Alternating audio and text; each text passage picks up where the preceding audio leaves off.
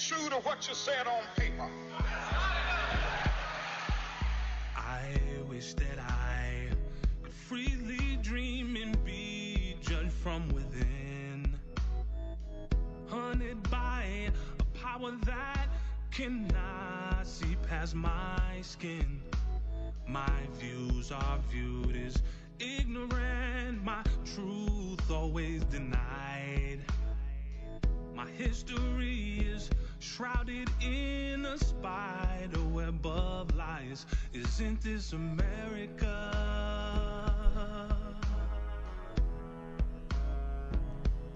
Or is this America all a lie? Of the freedom of speech. Somewhere I read of the freedom.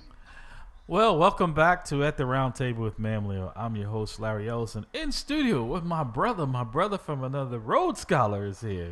Good morning. And Dr. Bradley is off today. He's a little bit under the weather. We are fortunate and blessed to have Renee Wise engineering for us today. My sister, good morning, Miss Renee. How are you? You know, we have to be on our best behavior because Renee runs a tight ship here. Yeah. So, no, thank you, Renee, for filling in for Pastor Hobbs. He's on a well-deserved day off today.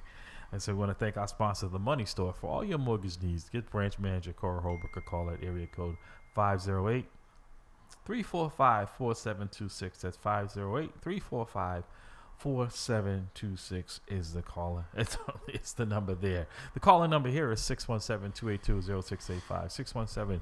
617-282-0685. I want to remind MAMLEO members that today is MAMLEO's general membership meeting at 12 noon today at MAMLEO headquarters at 61 Columbia Road. That's again 12 noon today, 61 Columbia Road. Also, in honor, it's National Breast Cancer Awareness Month here. So for all our female losses, it also affects men too. So like I said, if you have, this is why people are fighting to keep health insurance for people, because without insurance, a lot of people go into bankruptcy. We're talking about financial literacy in our first hour. That's the number one way for a family actually in America to go bankrupt is it's a medical hospital bill or an uninsured death in the family. Right, and we also know that the emergency room will only treat you for emergency. By then, a lot of times the problem is so bad that you can't get it. So we want to make sure that people. An ounce of an ounce of prevention is worth a pound of medicine. A pound of cure. Yeah, exactly. So want to go make sure that people don't get sick in the first place. Right. So again, it is National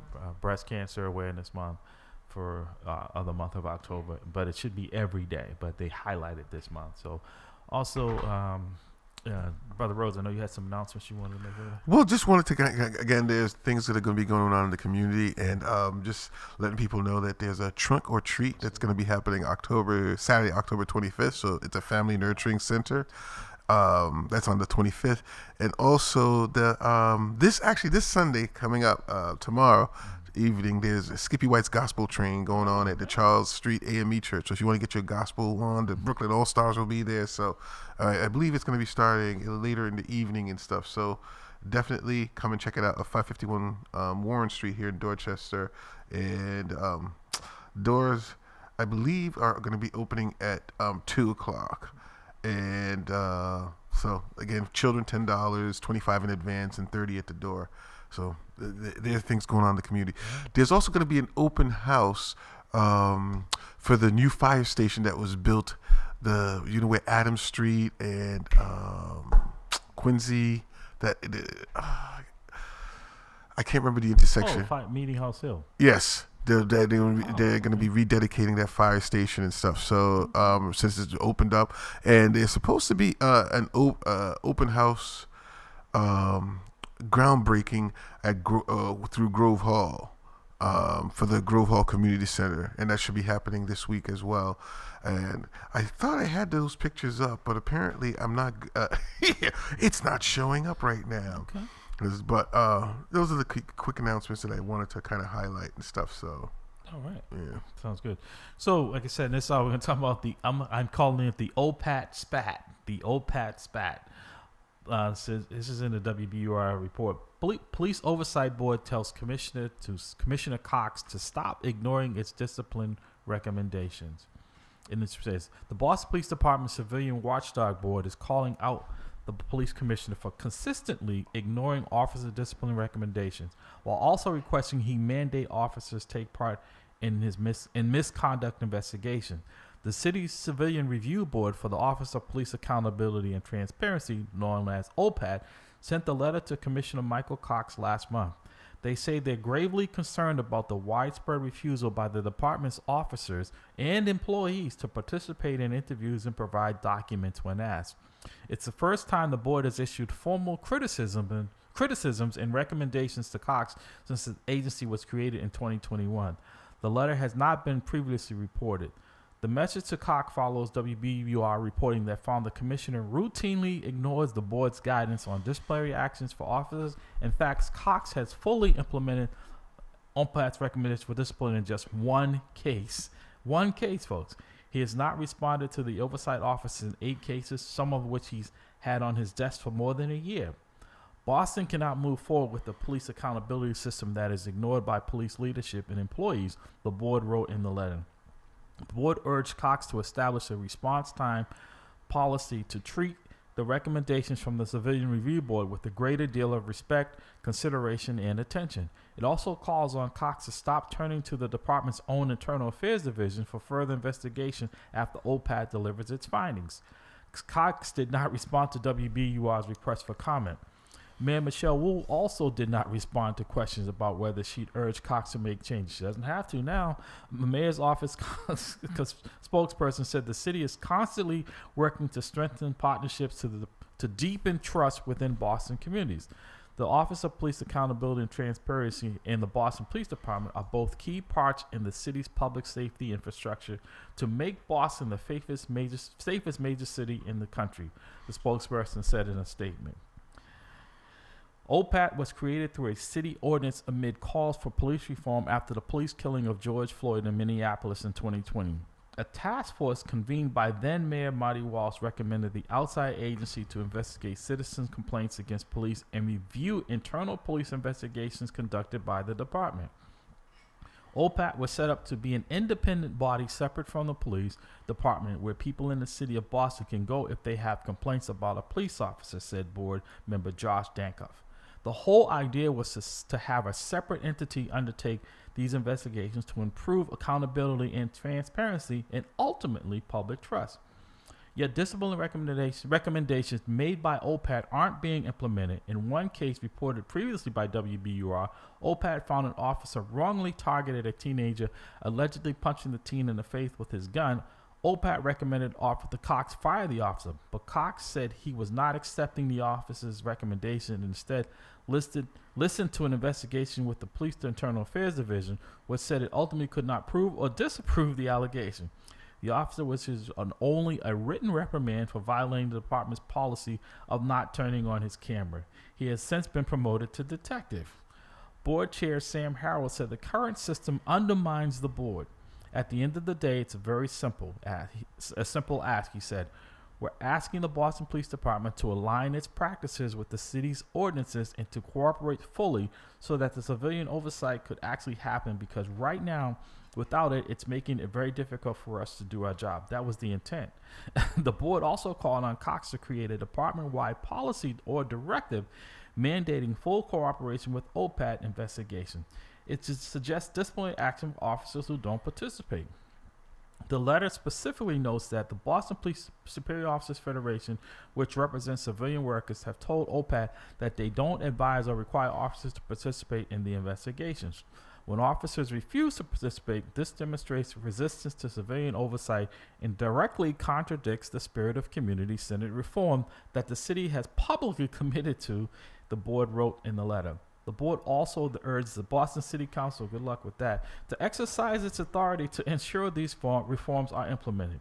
Council President Ruth Z. Lejeune applauded the board's advocacy, but she's going to do nothing, okay? The Civilian Review Board letter to Commissioner Cox is an important first step in exercising its authority under the Boston Police Accountability Ordinance.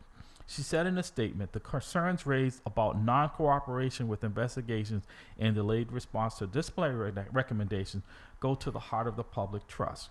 The board's letter sent 4 weeks ago asked Cox for a prompt response. Dankoff and Harrell said to their knowledge none had been given. The CRB takes its job, Civilian Review Board takes its job very seriously, and we know that the police chief and police officers take their job seriously. It's important that we have mutual respect for one another, Dankoff said. But part of that includes having the police chief make a policy that ensures that respect is played out. I hope it's a turning point, Harold added. I hope that we can get some change. Good luck with that. So I think right there and then it says it all. Yes. How is it that an independent body reports to the police commissioner and they call it separation, and that he can overrule any recommendations that they... So this is not independent. And that, for full disclosure, I served as one of the inaugural commissioners on the POST, which is the Police Oversight Standing and Training, which was also brought about after the George Floyd and reforms here, in which all police officers, those who have police powers in the state, have to be certified by POST. POST, once you are appointed as a commissioner, is an independent body. Reports, and you're appointed by the governor and the AG. After that, they have nothing to do with your decisions. They cannot overrule your decisions. That, whether you agree with what comes out of it, but it's independence. There is no independence here.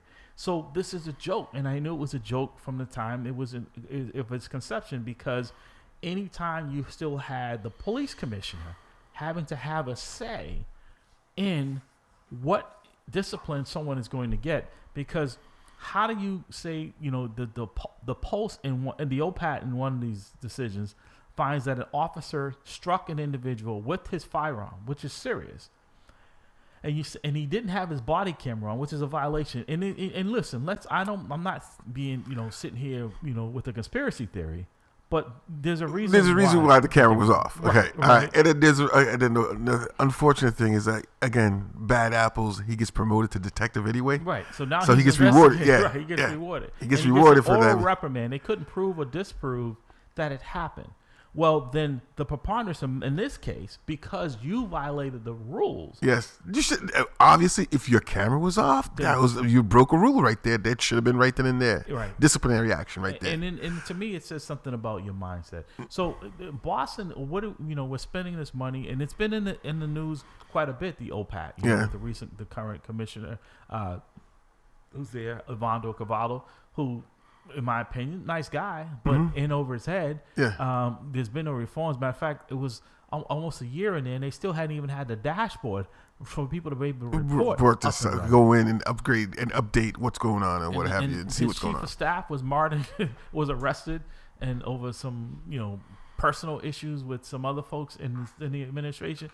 So it's dysfunctional, but people are paying for it and expecting something, and then yet all but one of the decisions they've made. Well, so again, you're saying that the Boston Police Department's not going to be held accountable, just like the mayor. Not from that. What are we spending money on here?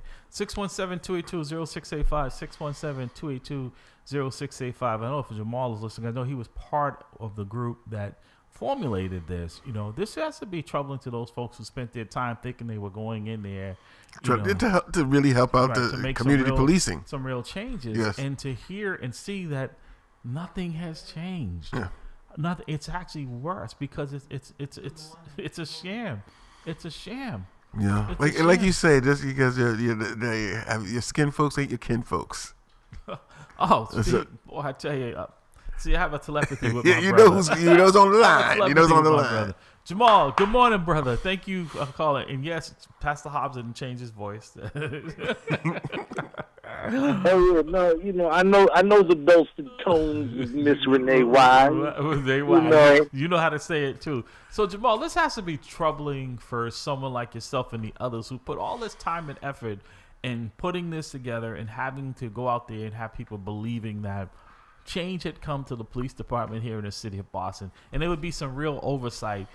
And to see, and these people are not the only ones who have said they have reached out to Commissioner Cox to discuss these things with him. But for full disclosure, it's the same thing with Post. But the problem with him with Post is that there is accountability. Matter of fact, recently where there is going to be people held accountable because it's the law. It's not if you feel like it as it is with OPAD.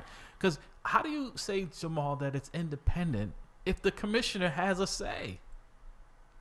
So, when we created it, and by we I mean the Boston Police Reform Task Force, and this has been a little thing, at least on my Facebook over the past couple weeks, because Councilor Julia Mejia took credit for creating OPAT with Councilor Arroyo at the time, and whatever. Long story short,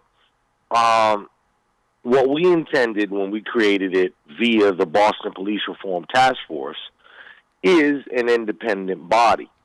The way that it is manifested, and I think a lot of that is...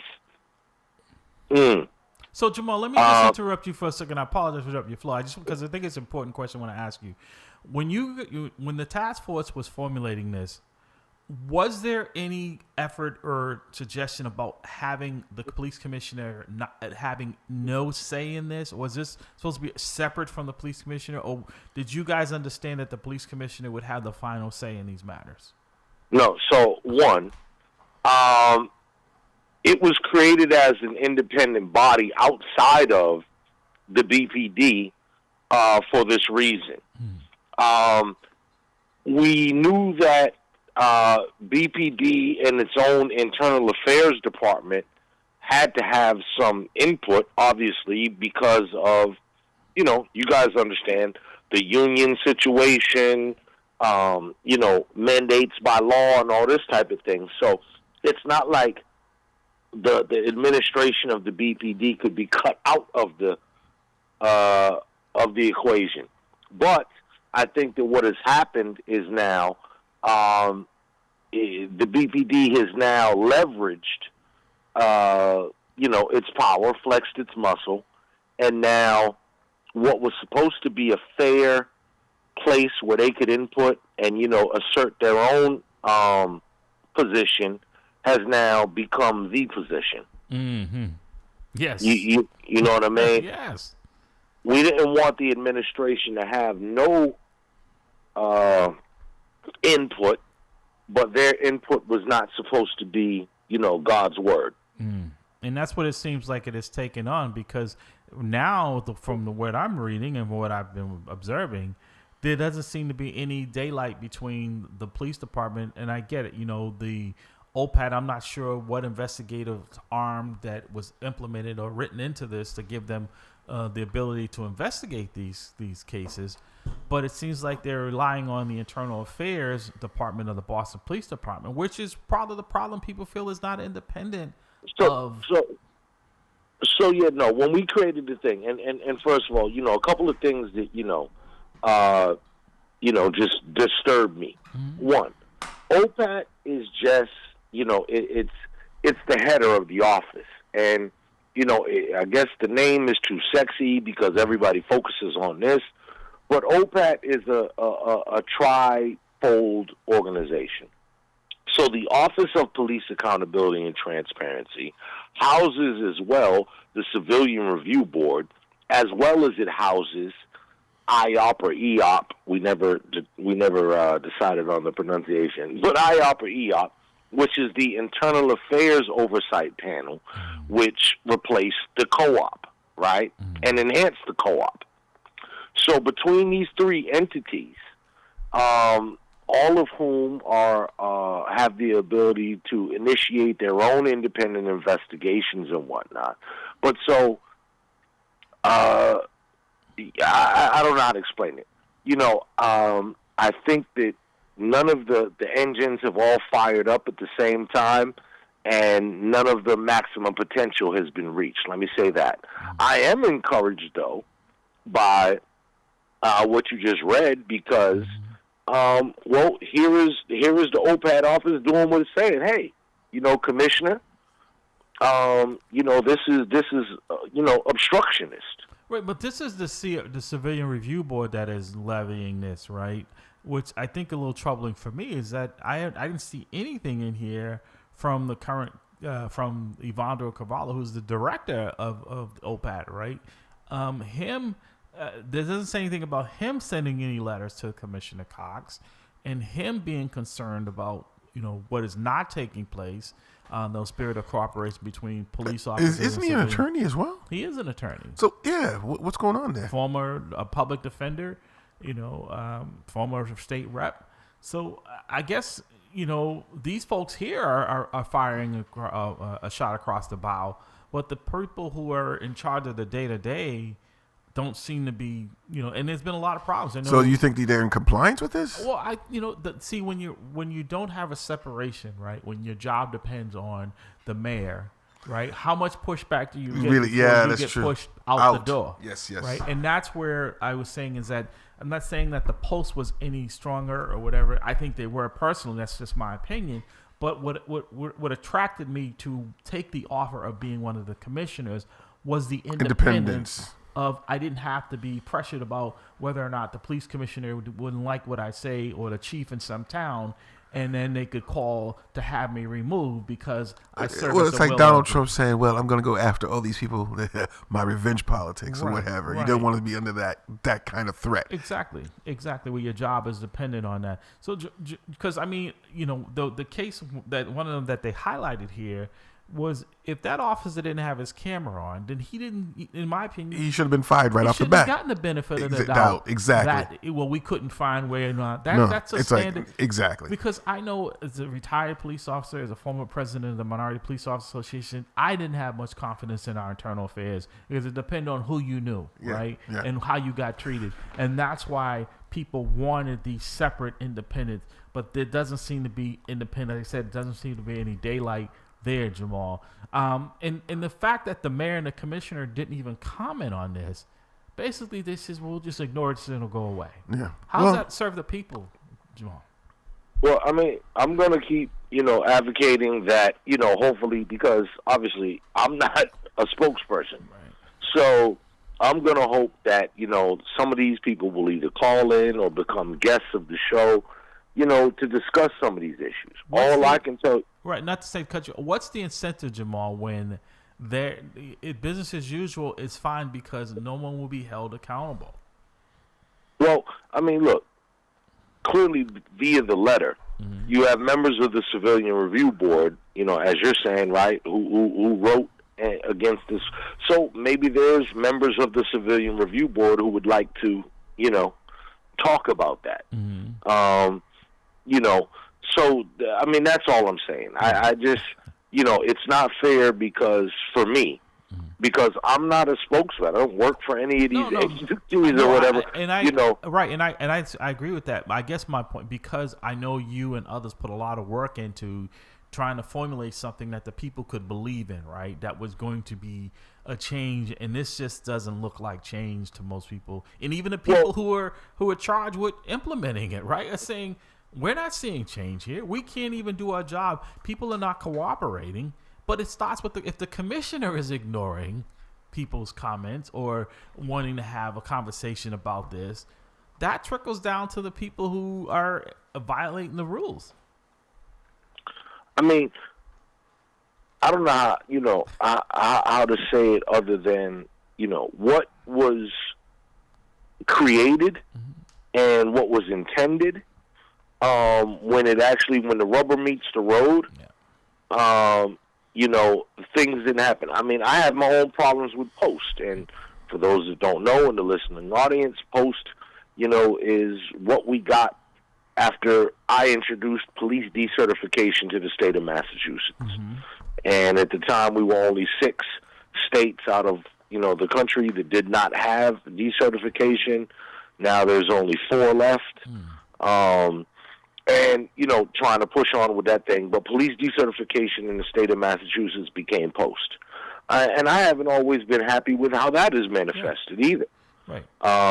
In fact, most recently, I forget what this officer was, but they gave the officer basically a whatever they did or said. And, he said, I'm not going to go for my next certification in Massachusetts, and I will never be a law enforcement officer in Massachusetts again. But I'm like, police decertification was just to stop that type of thing, because what if he goes to move to Florida tomorrow? No, that's in the system. I think there's a little misconception or confusion about the post, right? Is that's pretty much where the post starts. The post is not a discipline of the officers. I think that's where people think it is. It is not.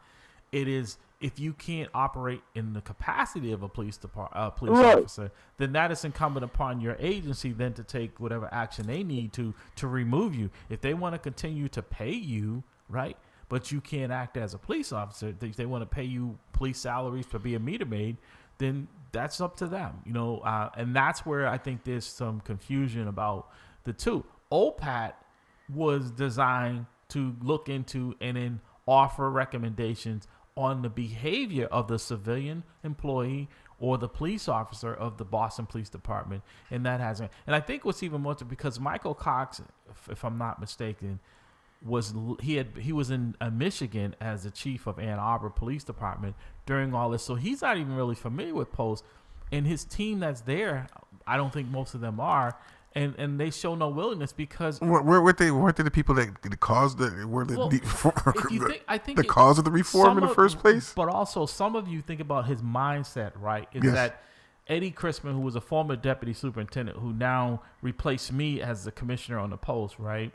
There was this flare up because he was going to be taking that position, and Cox said it's a conflict of interest. He can only serve one master. Yeah. He said there was a conflict, and then that was proven that it was no conflict. Matter of fact, Eddie Crispin Roxy was really a good person, choice, really good person for that because he was in internal affairs. Yeah. He knew how things operated, Yes. right? And to have someone at that level being on the command staff, it would be serving great in that position, right? I think it would have been perfect. And it was Cox's pushback because his mindset, he did not want anyone having any more authority over people's behavior than him. He wanted to have the final say, and he didn't want anyone on his command staff having more power. And it wasn't about a power; it was just looking at the facts, and being one vote on whether or not this person should be certified. So I think that should have been sending alarm bells to people more so. So I'm not surprised that we're here and he's ignoring OPAT because he feel like he can ignore them even more.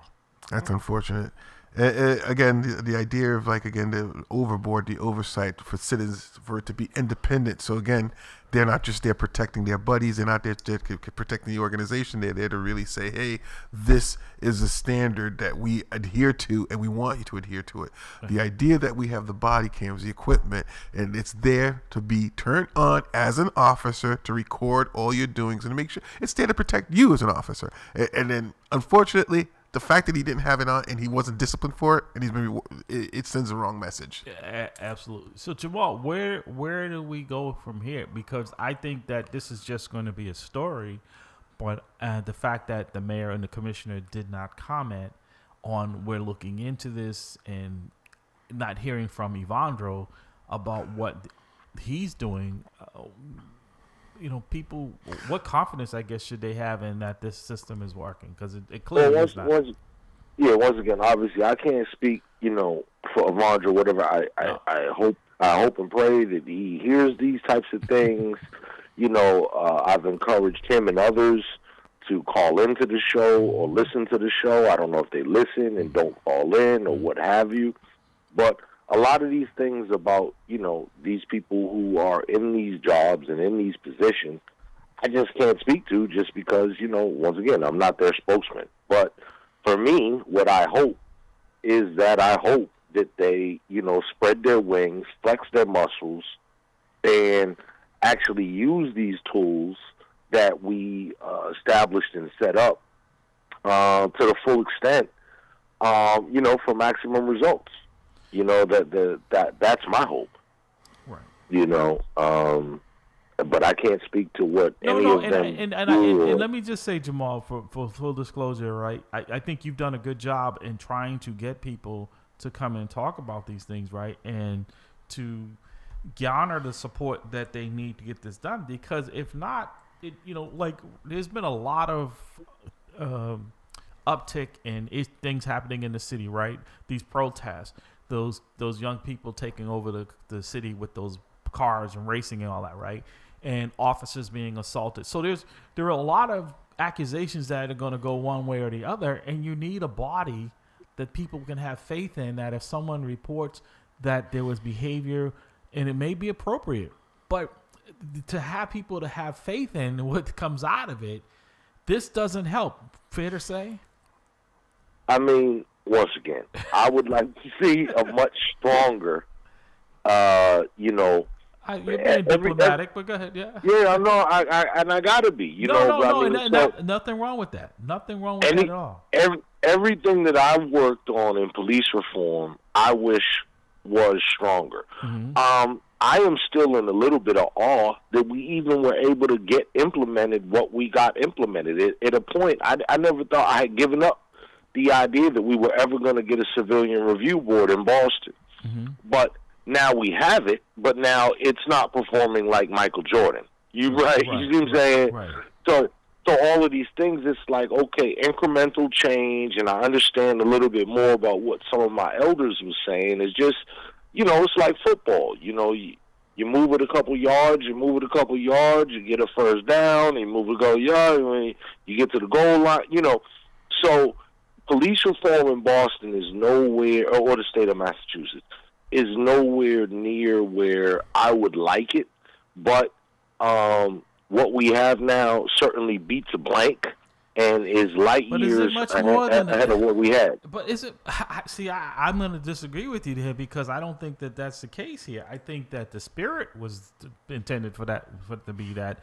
But if only one matter has the commissioner and he overruled that, but there's no communication between the police department and OPAT, I'm not sure what has changed. This is what I'm saying. This is what I'm saying. Like, that thing, that has to get strengthened. Mm-hmm. You know what I mean? And so that, I think we're all in agreement. But how it was created, it was supposed to be functioning,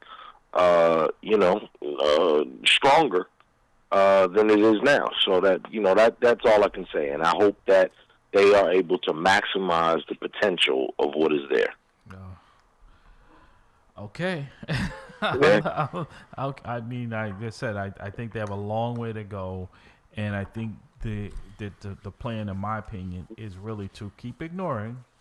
And, Well, all I will say as citizens, to advocate for them is like we all have cell phones and they all have videos, and any sort of police interaction you have, please start recording so that way you have an independent record of what's going on. So therefore, it can't say he said, she said. It's like, here, it's on video, digital evidence. Right, but you have that. But again, if you don't have faith in the system, right, that can be twisted around. Very true. Because I've seen many times, like even when I had an incident and there were numerous police officers listening to this supervisor being disrespectful to me, and instead of me punching him in the mouth, which I should have, after what they did, I went and followed their proper procedure. Right, I filed a complaint against him, and they said to me, "Well, when I went up to Internal Affairs, you think he was just having a bad day?" And I asked them for my bad day card, because the next time a supervisor or anyone speaks to me like that, and I react the way he did, I want to be able to be absolved from it, right? And so that's why I said I don't have any faith in the Internal Affairs, because if they're connected, of course, it's like you said, it's who you know. Exactly. A lot of times, so it's like. I mean, the first response is he was having a bad day. I don't get to have a bad day. No, exactly. If someone from the public says I talk to them that way, yes, there are rules and regulations. If I need a bad day, I need to take the day off. Right? Call in sick. Right? Yes. I don't come into work, take it out on the public.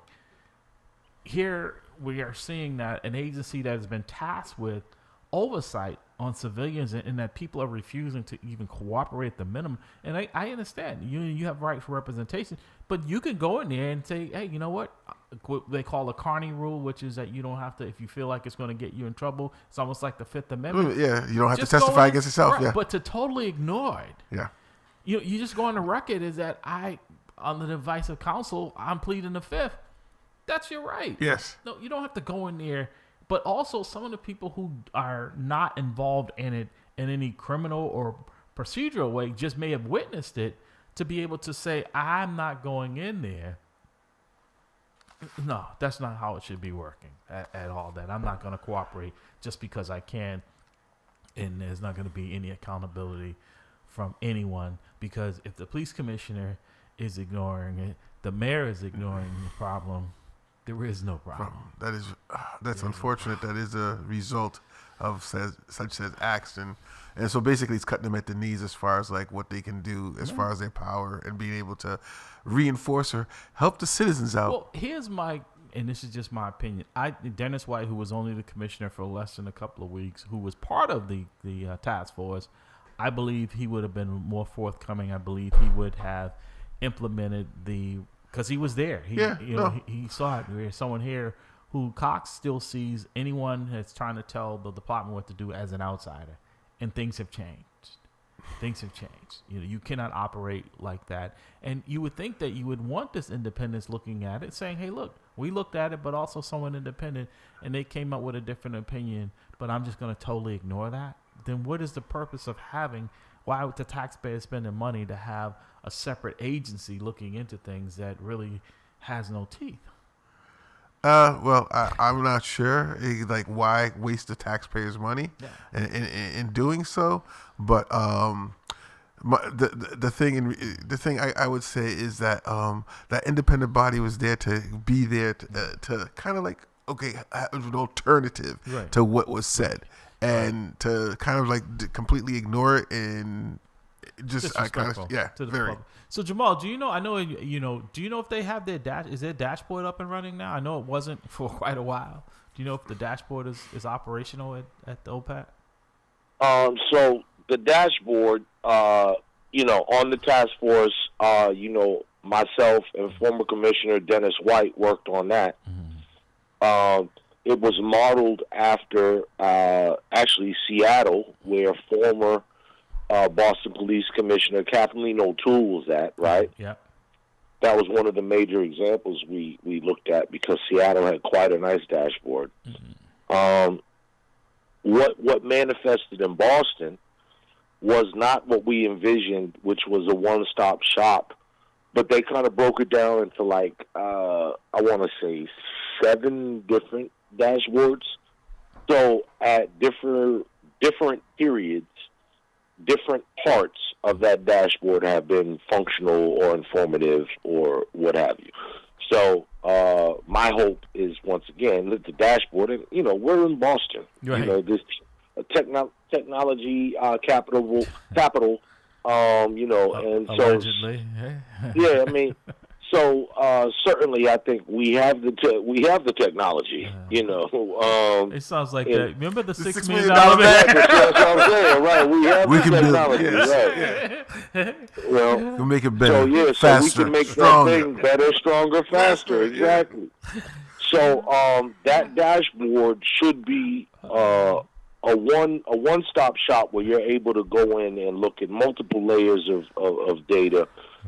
Depending on what, if you're looking at crime interactions, if you're looking at, police incidents, if you're looking at, whatever, it traffic stops, it should all be there. Okay. So the dashboard has not, once again, lived up to what we initially envisioned or intended. No, it sounds like Jamal, stand by. We'll bring this other caller into the conversation, see if we can get a different perspective. Good morning, caller. Welcome to the roundtable. Okay, I'm so sorry. Oh. Go ahead. Is it my turn? Yes, it is. Okay, good. Okay, thank you.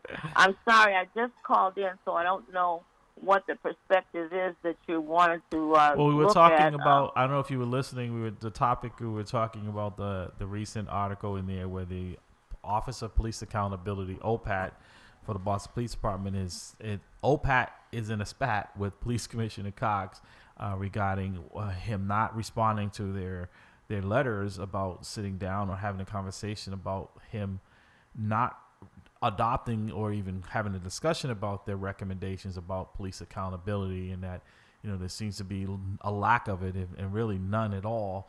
Any oversight, which the OPAT was set up to do, is not taking place.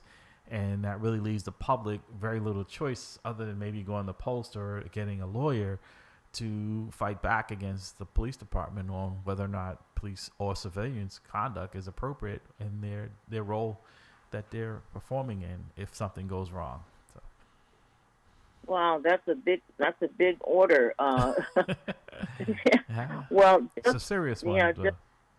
Pardon me? I said it's a serious one because it was designed, after George Floyd to have some oversight of the Boston Police Department. It was supposed to be a separate agency independent of the Boston Police Department, but it seems to be directing everything back to the internal affairs of the Boston Police Department, which people didn't, including myself, who was a former police officer, doesn't have a lot of faith in.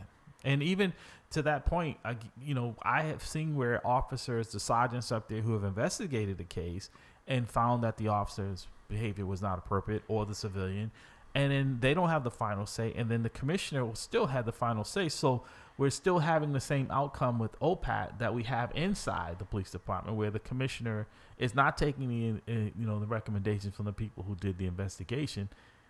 He's formulating it on his own, in which he did not do the investigation. So that's kind of funny. Like, you have the facts, but you ignore the facts and the fact finders. You ignore the fact finders. You ignore the fact finders, which therefore you're ignoring the facts. So you ignore. Yes.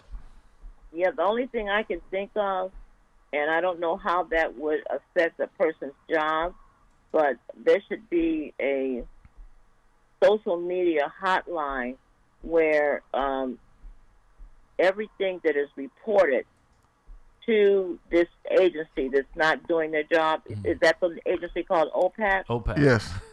Yeah. I'm just laughing because the fact that it's been in operation for years now, and you're struggling to even know what it is. Okay. Exactly. And what I was thinking is that that their meetings and what they do should be public on social media. They can leave the names and the how protect the innocent, leave the names out to protect the innocent, but that every case that you have should be on a public social media page where people can go and listen if they want to what are the problems that they're experiencing, and maybe they can call in and say, I have the same problem. And I think that opening it up would protect the people who, I don't know who. It would. But here's a problem that we've been discussing is that because it doesn't have any independence, it's just more frustrating for you. If you complain and you think that your complaint is being taken serious, then that would be fine. But if what we're reading in the article today and what we've experienced and what we're observing, that there's no separation, no daylight between the police department and OPAT, then you're just going to frustrate yourself filing a complaint or going through the motions here. It's like calling 311 and expecting someone to get back to you and really expecting service from 911. Right. 311 is the city's. Understand, but you call 311, but you expected the response of 911. Like, they actually get there and do something. Right. But no, but the idea of like having a public space where these grievances can be listed for people to review, I don't see anything wrong with that. As they say, sunlight, daylight sanitizes everything. So bringing more light to the issue, I don't think would be an issue. So that is a good idea if you can like sort of create like you said, some sort of social media post or place or platform where people can start putting up these incidences or experiences that they have with the department. That would be something that, again, it's part of the public record. So, and that's one of the things that would hold them accountable, is actually having a record of such incidences, because they tend to brush them under the rug. And if it's not a big enough incident where it's flashed on the news headlines or the people don't pay attention Jamal, to it. I want to get your take on what the caller just said on her recommendation. So one, I did that years ago. Yeah. Right. I created a thing, which is still actually too. You know how you get those commercials where it's like, get rid of your old subscriptions and all this type of thing. Yeah. It just reminded me. I've been paying for this for over, I don't know, probably 10 years now. Not knowing. I know because I get the bill every month. Right. But I created a 1-800 line, which was, I think, 1-844 BAD Apple, APPL. Okay. And I did a public campaign, and I bought like 15,000 flyers, and I hit all over the community. I've been trying to get OPAT to take over this thing, but we have a hotline, 1-844-BAD-APPLE, an anonymous hotline where any citizen can report the police or another officer. If you're an officer who works and you're like, yo, Officer, Sullivan over here is, whatever, it's an anonymous hotline. Now, like a lot of things I've done before, and these are great ideas like the sister just brought up, right? But unfortunately, I guess this is what means marketing, right? I could come up with the greatest clothing line right now, right? But if nobody knows about it and I don't have 1 million kids wearing it, then I'm going to be a failure. But I think also to that point, Jamal, if the people at the top are not taking it serious. For instance, like we have right now on the national level, right, where we have police, law enforcement at the federal agency, and some local, right, because, the orange man is saying he'll exempt you from any type of brutality. That's the message being conveyed, and why people feel that they can shoot those gases and stuff and, do what they're doing, brutalizing people, because the person at the top is saying, hey, I'll just, give you immunity, No. But what I'm saying is that all these great ideas were like, man, if we all voted together, if we did this, if we all ate healthy, if we all did. The problem is those are not the popular things. Correct. If we made conscious music, if we, all the things that we know that would be good for us, unfortunately, are less popular. Right. So when it comes to police reform, here in the city, a guy like me who has tried on the grassroots level, these things, they don't catch fire. Right. Okay? And oftentimes, too, it's because, is a bunch of factors. One, yes, people have no faith in the system. So if I call this 800 number and I report it, so then what? What's going to happen? That's my point. Right? That's my point. Exactly. That's what I'm saying. And that is designed to discourage you from doing it. Because ironically, one of the people, not the only one, who was pushing to have the body cameras, right, was Sagan, who is now in the mayor's administration. So there are people who may be helpful in bringing into the conversation who wanted to see change, right? Like another yourself. person you should have on a thing. And fun fact.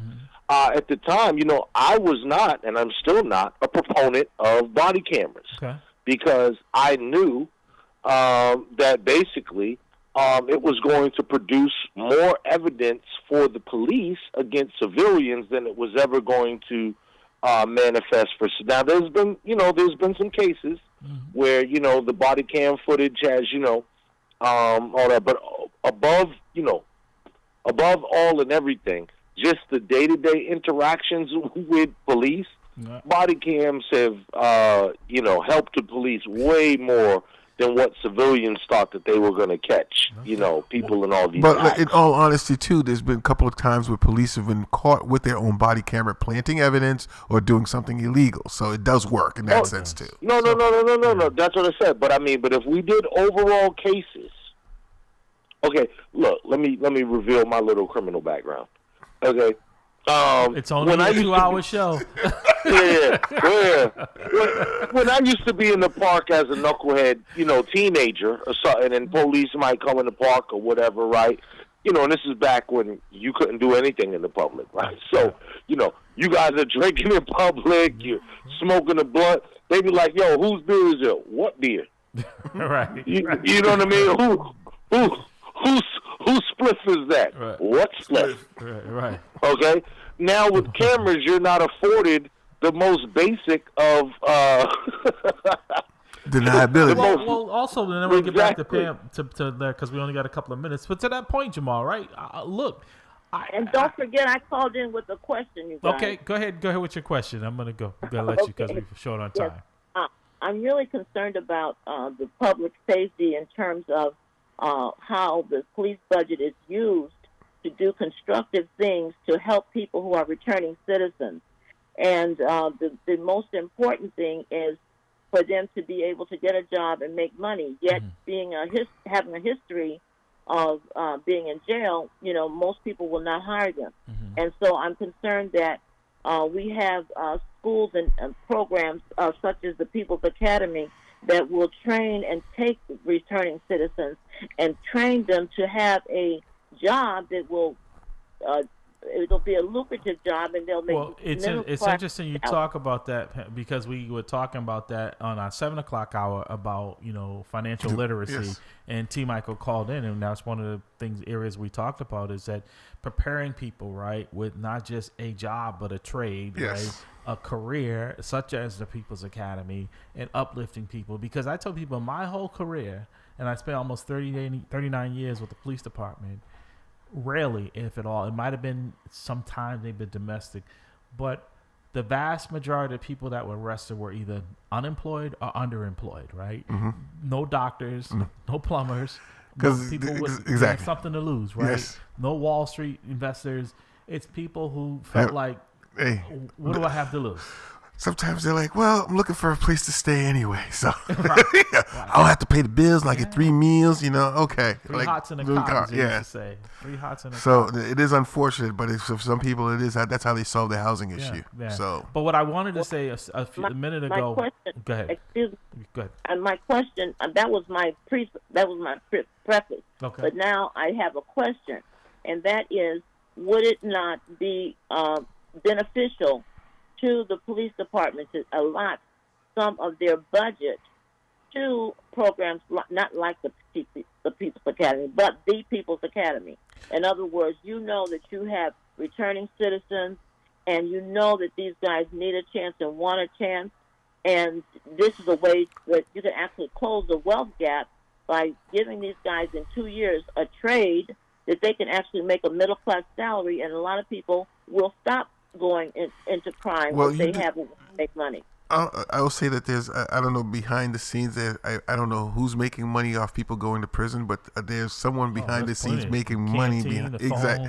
So, like I said, so there's an incentive for people to keep things the way they are. Well, the 13th Amendment allowed them to continue. That's the only time. That's why they're soliciting and loitering, arrestable crimes. Stop the budget, guys. Well, let me just say this, Pimp, because we're short on time. I know, and Jamal probably can answer this better. I know during the George Floyd and the last budget, there was money that was taken out of the police budget for different programs. Now, I'm not sure what those programs were, if they're still being operated, if they're still being funded from the current budget, because there was this whole thing on reallocating police money, and there was money stripped away, but it was almost like a smoke and mirrors, because it just comes in on the backside because of all the things that are going on. You can't, unless you work for the federal government, they can't force you to work and not pay you. So people were working the overtime to offset. So the budget didn't decrease, even though they took money out. It just cost the taxpayers more money. So Jamal, you probably know which programs that they reallocated money to more so than I do, but I know there were. So. Not even the reallocation. Let me just say, the police budget is for police administration and, official. So there is no significant part of the police budget that would be redirected to, it's not a social service agency, right? So the closest that you're going to get to that is maybe what they do with some of the police athletic leagues, the ice cream truck thing, maybe some of the recruiting cadet programs that they do.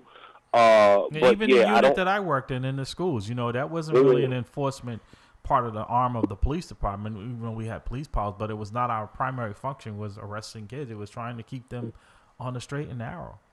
So, there's a lot of those type of things going on, but what you're talking about, Miss Pam, I think, I think that's out of their scope. Now, there are some other institutions like the Boston Police Foundation, which is an independent agency. It's basically almost think of like a super PAC for the BPD. Right. And they have gazillions of dollars. Yes. So, maybe something like that, folks could talk about police trying to guide kids into trades or something. Right. And that's what we're trying to do. Ms. Pam, we got about a minute. I'm going to give you 30 seconds. Okay, 30 seconds will be, what's the phone number to the police foundation that has $1 dollars? That I don't. I can give you the main number to the police department, and they could read it. 617-343-4200 is the main number, and they have it in their directory. I don't have that off the top of my head. But and just look up Boston Police Foundation online. Just look them up on Google. The website's right there. Yeah.